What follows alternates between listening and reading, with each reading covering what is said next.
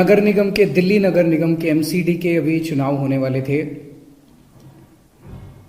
9 तारीख को जो दिल्ली चुनाव आयोग है, स्टेट इलेक्शन कमीशन है दिल्ली का, उन्होंने सुबह सुबह एक प्रेस इनविटेशन भेजा कि आज शाम को 5 बजे चुनाव आयोग एमसीडी के चुनावों की तारीख का ऐलान करेगा, डेट्स ऐलान करेगा, किस तारीख को नॉमिनेशन होगा, किस तारीख को विड्रॉ किया जा सकता है, चुनाव किस तारीख को होंगे। शाम को 5 बजे चुनावों का ऐलान होना था, तारीखों का ऐलान होना था। 4 बजे, उसके 1 घंटा पहले, केंद्र सरकार ने चुनाव आयोग को चिट्ठी लिखी कि हम दिल्ली के तीनों नगर निगमों को एक साथ एक नगर निगम बनाने जा रहे हैं, इसलिए आप ये चुनाव टाल दीजिए। 5 बजे चुनाव आयोग ने चुनावों केंद्र सरकार के कहे के मुताबिक चुनाव टालने का ऐलान कर दिया। शायद भारत के इतिहास में पिछले 75 साल में आज़ादी के बाद से पहली बार ऐसा हुआ होगा कि केंद्र सरकार ने सीधे किसी राज्य के चुनाव आयोग को चिट्ठी लिख के चुनाव टालने के लिए कहा है। लोगों के अंदर बातचीत चल रही है कि 2-3 बातें चल रही हैं। 7 साल से 8 साल से केंद्र में भारतीय जनता पार्टी की सरकार है।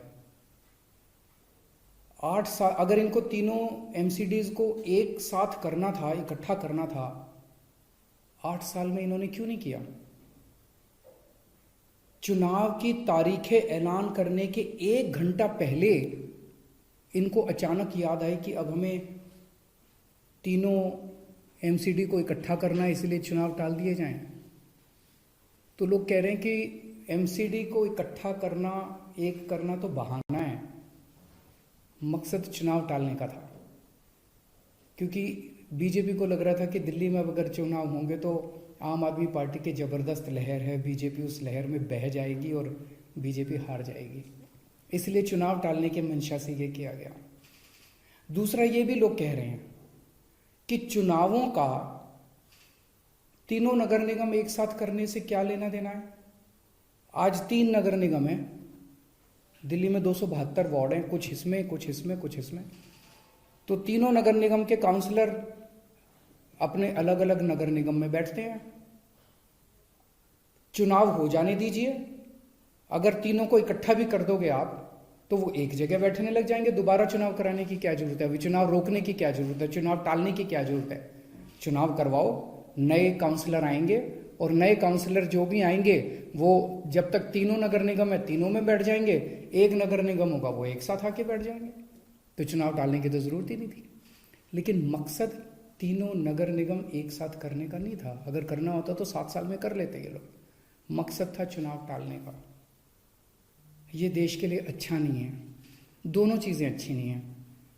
जो केंद्र सरकार ने चिट्ठी लिख के चुनाव टालने को कहा वो भी ठीक नहीं है, और चुनाव आयोग केंद्र सरकार के सामने झुक गया और चुनाव टाल दिए, ये भी अच्छा नहीं है जनतंत्र के लिए। मेरी हाथ जोड़ के प्रधानमंत्री जी से अपील है, प्रधानमंत्री जी, सरकारें आती जाती रहेंगी, कल आप भी नहीं होंगे, कल मैं भी नहीं होऊंगा। हम इम्पोर्टेंट नहीं हैं, लोग इम्पोर्टेंट नहीं हैं, पार्टियां इम्पोर्टेंट नहीं हैं, देश इम्पोर्टेंट है। अगर हम चुनाव आयोग को दबाव डाल के चुनाव कैंसिल कराते हैं, इससे चुनाव आयोग कमज़ोर होता है, और चुनाव आयोग कमज़ोर होता है, चुनाव कैंसिल होते हैं तो देश कमज़ोर होता है। हम सबको मिलकर देश की रक्षा करनी है। किसी भी हालत में हमें इंस्टीट्यूशंस को कमज़ोर नहीं होने देना। मेरी आपसे हाथ जोड़ के विनती है, चुनाव कैंसिल मत कराइए। अगर चुनाव कैंसिल होते हैं, ये जनतंत्र के लिए बहुत बड़ा खतरा है। आज ये कहा जा रहा है कि हम तीनों एमसीडी एक करना चाहते हैं, इसीलिए चुनाव टाल दीजिए। कल को मान लो लोकसभा का चुनाव है, उसके पहले अगर कहा जाएगा कि ये पार्लियामेंट्री सिस्टम अच्छा नहीं है, हम प्रेसिडेंशियल सिस्टम लाना चाहते हैं, संविधान में बदलाव करना चाहते हैं, इसलिए चुनाव टाल दीजिए, तो क्या चुनाव टाले जाएंगे? मान लो कल को कोई स्टेट असेंबली का चुनाव है, ये कहा जाएगा कि हम 2 राज्यों को इकट्ठा करना चाहते हैं इसीलिए चुनाव टाल दीजिए, तो क्या चुनाव टाल दिए जाएंगे? क्या जनतंत्र के अंदर चुनाव ऐसे टाले जा सकते हैं? ये बहुत बड़ा प्रश्न है। मैं प्रधानमंत्री जी से यही निवेदन करना चाहूँगा, कल केजरीवाल भी नहीं रहेगा, कल मोदी जी भी नहीं रहेंगे, ये देश रहेगा। इस देश को अपने को कमज़ोर नहीं करना। मुझे नहीं पता कि राज्य के हमारे जो स्टेट इलेक्शन कमिश्नर हैं उन पे ऐसा क्या प्रेशर डाला गया, उनको क्या धमकी दी गई, इनकम टैक्स की, ईडी की, सीबीआई की कोई धमकी दी गई, या वो अभी अप्रैल में रिटायर हो रहे हैं तो उनको पोस्ट रिटायरमेंट कोई लालच दिया गया, मुझे नहीं पता क्या दिया गया, लेकिन वो तुरंत 1 घंटे के अंदर चुनाव टालने को तैयार हो गए। ऐसे संस्थाएं कैसे चलेंगी? और मैं हमारे स्टेट इलेक्शन कमिश्नर से भी कहना चाहूँगा कि सर, अगर आप ऐसे चुनाव टाल देंगे, ये तो जनतंत्र ही नहीं बचेगा। हम लोगों ने आज़ादी किस लिए पाई थी? इस देश ने आज़ादी किस लिए पाई थी? जनता का राज है, जनतंत्र है इस देश के अंदर। आप ऐसे चुनाव टाल देंगे तो जनतंत्र ही नहीं बचेगा। मुझे नहीं पता आपके ऊपर क्या प्रेशर डाला जा रहा है, मुझे नहीं पता आपको क्या धमकी दी जा रही है या क्या लालच दिया जा रहा है, लेकिन सर, जो भी आपको धमकी दी जा रही है, जो भी आपको लालच दिया जा रहा है, बाहर आके बता दीजिए देश को, सारी जनता को बता दीजिए। देश आपके साथ खड़ा होगा, पूरा देश आपका साथ देगा। पर झुकिए मत सर, किसी के सामने मत झुकिए।